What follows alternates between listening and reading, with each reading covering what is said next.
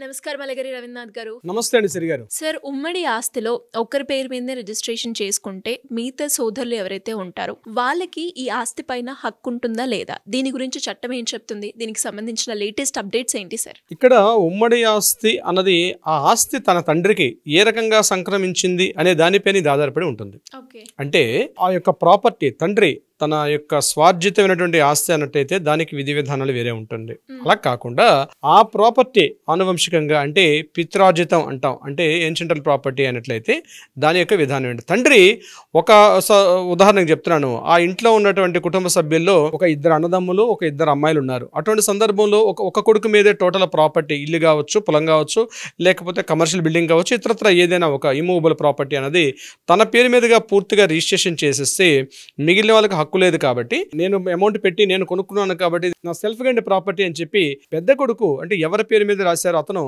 మాట్లాడే అవకాశం కూడా ఉంటుంది. అటువంటి సందర్భాల్లో ఇలాంటి కేసుల్ని ఏ రకంగా పరిష్కరించుకోవచ్చు అనే విధానం మీద మీరు వేసిన ప్రశ్న అయితే దీనికి సంబంధించి ఇప్పుడు ఆ ప్రాపర్టీ ఒకవేళ తమ పూర్వీకుల నుంచి వస్తున్న ప్రాపర్టీ అనేట్లయితే, అంటే తన తండ్రి కాకుండా వాళ్ళ నాన్నగారు తాతగారి నుంచి వస్తున్న ప్రాపర్టీ అయితే ఇతను రాసే హక్కు అతను కంపల్సరీ లేదు డెఫినెట్గా.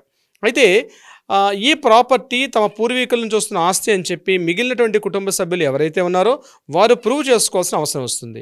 ప్రూవ్ చేసుకొని కోర్టు ముఖంగా వాళ్ళు తప్పనిసరిగా ఈ యొక్క ప్రాపర్టీ ఏదైతే ఇమూవబుల్ ప్రాపర్టీ ఉందో, స్థలం కావచ్చు, ఇండ్లు కావచ్చు, లేకపోతే ఇతరత్ర ఏదైనా ఇమూవబుల్ ప్రాపర్టీ అయితే ఇది వాళ్ళకి ఎలా సంక్రమించింది, మా నాన్నగారికి వాళ్ళ నాన్నగారి నుంచి వచ్చిన ప్రాపర్టీ కాబట్టి ఒకరి పేరు మీదుగా రాసేయడం చట్ట విరుద్ధం కాబట్టి హిందూ సెక్షన్ 1956 ప్రకారం ఇది తప్పనిసరిగా మిగిలిన వారికి కూడా హక్కు ఉంటుందని కోర్టులో క్లెయిమ్ చేసుకునే అవకాశం అయితే ఉంటుంది.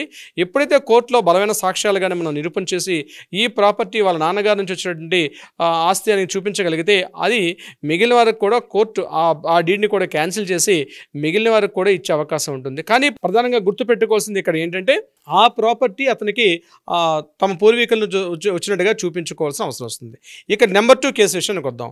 ఒకవేళ తండ్రి తన సెల్ఫ్ గైండ్ ప్రాపర్టీ అయినట్లయితే తన సెల్ఫ్ గైండ్ ప్రాపర్టీ ఒక కొడుకు పేరు మీదుగా రాసిచ్చేసి మిగిలిన పేరు మీద రాయకుండా తను చనిపోయిన పక్షంలో ఆ తండ్రి చనిపోయిన తర్వాత ఈ పిల్లలు ఎవరైతే ఉంటారో సోదరులు కావచ్చు, సోదరిమణులు కూడా కావచ్చు, ఇది మా నాన్నగారి చేత బలవంతంగా రాయించుకున్నాడనో లేకపోతే ఈ ప్రాపర్టీ మా నాన్నగారు సాధించుకున్నప్పుడు కూడా మాకు కూడా హక్కు ఉంటుంది అనే విషయం మీద కూడా కోర్టుకు వెళ్ళి ఇది ఆ నాన్నగారి ఆస్తి కాబట్టి తప్పనిసరిగా మా నలుగురికి కూడా దీని మీద హక్కు ఉంటుందని చెప్పి అలా రాయించుకునే అవకాశం, అంటే దాని మీద కోర్టు మీద బలంగా మనం సాక్ష్యాధారాలు సమర్పించుకోగలిగితే వారసత్వ హక్కు చట్ట ప్రకారం కూడా ఆ ప్రాపర్టీని కూడా నలుగురికి కూడా హక్కు పొందే అవకాశం కూడా ఉంటుంది.